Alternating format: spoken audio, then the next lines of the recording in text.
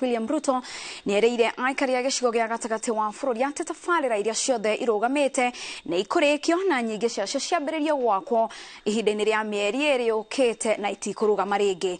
Igongona-inĩ rĩa gũcokia ngatho thingira-inĩ wa iregi wa Sagana kaunti-inĩ ya Nyeri kũrĩa arĩtie na aikari na atongoria aingĩ nĩmekinyĩtie kuma gĩcigo gĩa gatagatĩ wa bũrũri.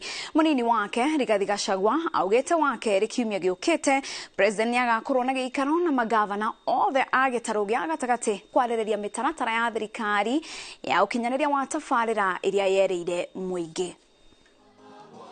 To thank the Lord. And the reason the Bible says Jesus told them what vision as he moved. Na mimi nataka niwahakikishie watu wa mlima na watu wa Kenya ya kwamba sitawaangusha.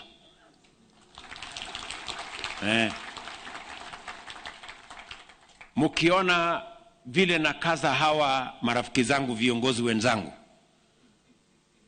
ni kwa sababu mimi sitaki aibu ya kuangusha. We will not fail you. Na ndio mnaona hii kazi tunafanya na bidii na kujitolea. Hii state lodge, Your Excellency, tumekuomba kwa sababu tumeanza na maombi.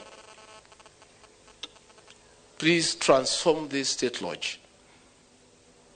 to be a place of peace, love, and development.